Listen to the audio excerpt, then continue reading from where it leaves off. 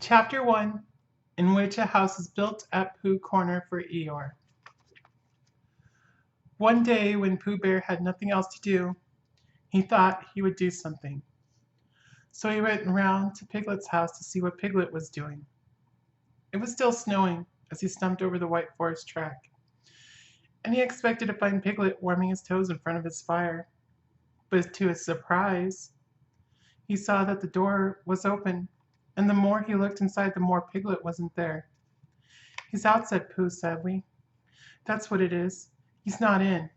I shall have to go a fast thinking walk by myself. Bother." But first he thought that he would knock very loudly just to make quite sure, and while he waited for Piglet not to answer, he jumped up and down to keep warm, and a hum came suddenly into his head, which seemed to him a good hum, such as is hummed, hopefully, to others. The more it snows, tiddly-pom, the more it goes, tiddly-pom. The more it goes, tiddly-pom, on snowing, and nobody knows, tiddly-pom. How cold my toes, tiddly-pom, how cold my toes, tiddly-pom, are growing. "So what I'll do," said Pooh, "is I'll do this. I'll just go home first and see what the time is, and perhaps I'll put a muffler around my neck, and then I'll go and see Eeyore and sing it to him." He hurried back to his own house, and his mind was so busy on the way with the hum that he was getting ready for Eeyore that, when he suddenly saw Piglet sitting in his best armchair, he could only stand there rubbing his head and wondering whose house he was in. "Hello, Piglet," he said. "I thought you were out." "No," said Piglet. "It's you who are out, Pooh." "So it was," said Pooh. "I knew one of us was." He looked up at his clock, which had stopped at 5 minutes to 11 some weeks ago. "Nearly 11 o'clock," said Pooh happily. "You're just in time for a little smackerel of something." And he put his head into the cupboard. "And then we'll go out, Piglet, and sing my song to Eeyore." "Which song, Pooh?" "The one we're going to sing to Eeyore," explained Pooh. The clock was still saying 5 minutes to 11 when Pooh and Piglet set out on their way half an hour later. The wind had dropped, and the snow, tired of rushing around in circles trying to catch itself up, now fluttered gently down until it found a place on which to rest, and sometimes the place was Pooh's nose, and sometimes it wasn't, and in a little while Piglet was wearing a white muffler around his neck and feeling more snowy behind the ears than he had ever felt before. "Pooh," he said at last, and a little timidly, because he didn't want Pooh to think he was giving in, "I was just wondering how it would be if we went home now and practiced your song, and then sang it to Eeyore tomorrow, or the next day, when we happen to see him." "That's a very good idea, Piglet," said Pooh. "We'll practice it now as we go along, but it's no good going home to practice it because it's a special outdoor song, which has to be sung in the snow." "Are you sure?" asked Piglet anxiously. "Well, you see, Piglet, when you listen, because this is how it begins, 'The more it snows, tiddly-pom.'" "Tiddly what?" said Piglet. "Pom," said Pooh. "I put that in to make it more hummy. 'The more it goes, tiddly-pom, the more—' Didn't you say snows?" "Yes, but that was before." "Before the tiddly-pom?" "It was a different tiddly-pom," said Pooh, feeling rather muddled now.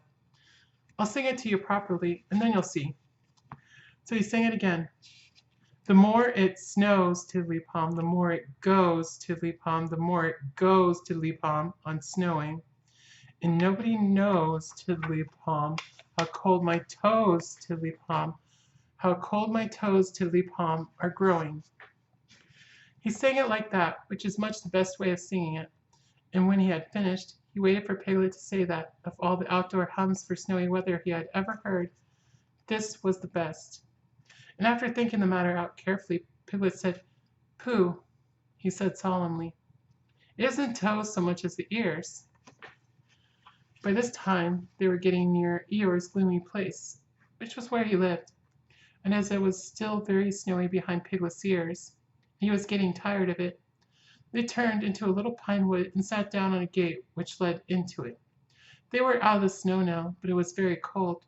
To keep themselves warm, they sang Pooh's song right through 6 times. Piglet doing the tiddly palms and Pooh doing the rest of it, and both of them thumping on the top of the gate with pieces of stick at the proper places. And in a little while they felt much warmer and were able to talk again. "I've been thinking," said Pooh, "and what I've been thinking is this. I've been thinking about Eeyore." "What about Eeyore?" "Well, poor Eeyore has nowhere to live." "Nor he has," said Piglet. "You have a house, Piglet, and I have a house, and they are very good houses. And Christopher Robin has a house, and Owl and Kinga and Rabbit have houses, and even Rabbit's friends and relations have houses or something. But poor Eeyore has nothing. So what I've been thinking is, let's build him a house." "That," said Piglet, "is a grand idea. Where shall we build it?" "We will build it here," said Pooh, "just by this wood, out of the wind, because this is where I thought of it. And we will call this Pooh Corner, and we will build an Eeyore house with sticks at Pooh Corner for Eeyore." "There is a heap of sticks on the other side of the wood," said Piglet. "I saw them, lots and lots, all piled up."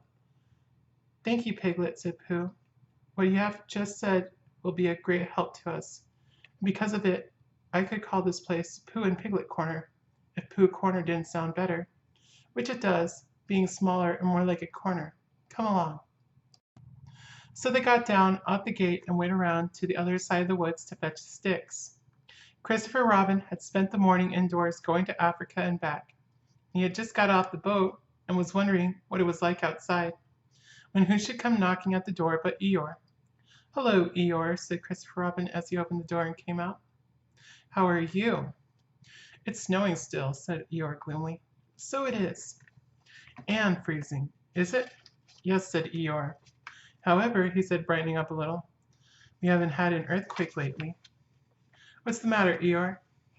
"Nothing, Christopher Robin, nothing important. I suppose you haven't seen a house or whatnot anywhere about." "What sort of a house?" "Just a house." "Who lives there?" "I do. At least I thought I did. But I suppose I don't. After all, we can't all have houses." "But Eeyore, I didn't know. I always thought—" "I don't know how it is, Christopher Robin, but what with all the snow and one thing and another, not to mention icicles and such like, it isn't so hot in my field about 3 o'clock in the morning as some people think it is. It isn't close, if you know what I mean. Not so as to be uncomfortable. It isn't stuffy, in fact, Christopher Robin," he went on in a loud whisper. "Quite between ourselves, and don't tell anybody, it's cold. Oh, Eeyore, and I said to myself the others will be sorry if I'm getting myself all cold. They haven't got brains, any of them. Only gray fluff that's blown into their heads by mistake. And they don't think, but if it goes on snowing for another 6 weeks or so, one of them will begin to say to himself, 'Eeyore can't be so very much too hot about 3 o'clock in the morning.' And then it will get about, and they'll be sorry." "Oh, Eeyore," said Christopher Robin, feeling very sorry already. "I don't mean you, Christopher Robin. You're different. So what it all comes to is that I built myself a house down by my little wood." "Did you really? How exciting!" "The really exciting part," said Eeyore in his most melancholy voice, "is that when I left it this morning, it was there, and when I came back, it wasn't. Not at all very natural, and it was only Eeyore's house. But still, I just wondered." Christopher Robin didn't stop to wonder.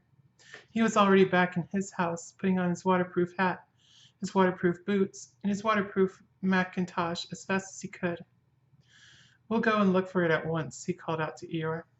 "Sometimes," said Eeyore, "when people have quite finished taking a person's house, there are one or two bits which they don't want, and are rather glad for the person to take back, if you know what I mean. So I thought if we just went—" "Come on," said Christopher Robin, and off they hurried, and in very little time they got to the corner of the field by the side of the pine wood, where Eeyore's house wasn't any longer. "There," said Eeyore, "not a stick of it left. Of course, I still got all the snow to do what I like with. One mustn't complain." But Christopher Robin wasn't listening to Eeyore. He was listening to something else. "Can't you hear it?" he asked. "What is it? Somebody laughing? Listen."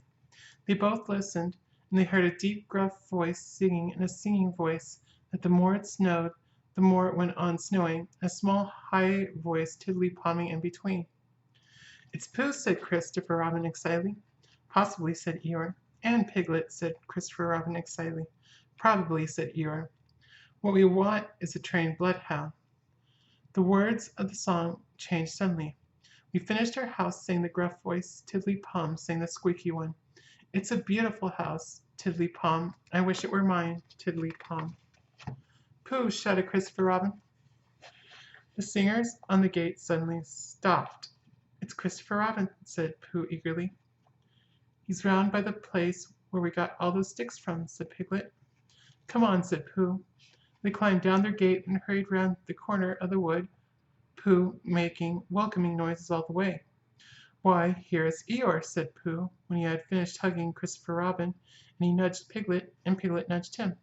And they thought to themselves what a lovely surprise that they had got ready. Hello, Eeyore. Same to you, Pooh Bear. And twice on Thursdays, said Eeyore gloomily.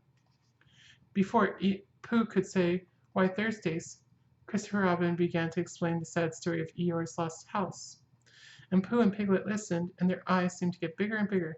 Where did you say it was? Asked Pooh. Just there, said Eeyore. Made of sticks? Yes. Oh, said Piglet. What? Said Eeyore. I just said oh, said Piglet nervously. And so as to seem quite at ease, he hummed Tiddly Palm once or twice in a what shall we do now kind of way. You're sure it was a house? Said Pooh. I mean, you're sure the house was just here? Of course I am, said Eeyore, and he murmured to himself, no brain at all, some of them. Why, what's the matter, Pooh? Asked Christopher Robin.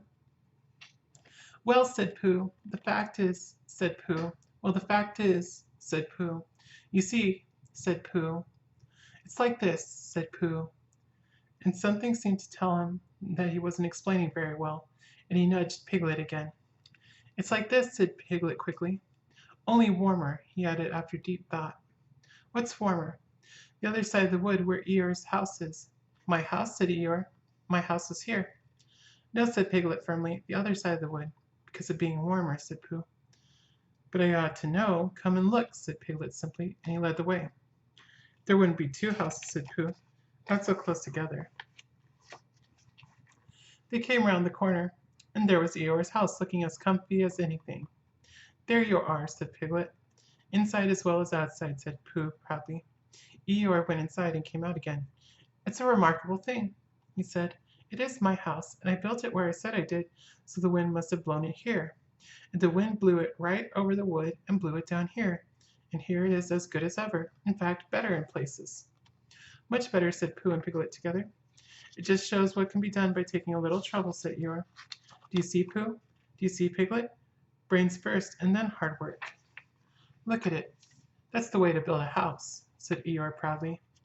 So they left him in it, and Christopher Robin went back to lunch with his friends Pooh and Piglet, and on the way they told him of the awful mistake they had made.